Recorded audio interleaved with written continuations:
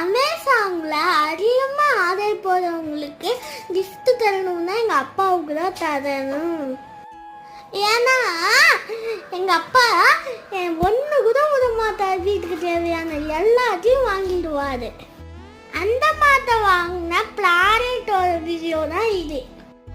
இது என்ன உங்களுக்கு தெரியுதா? இந்த ப்ராடக்ட் வந்து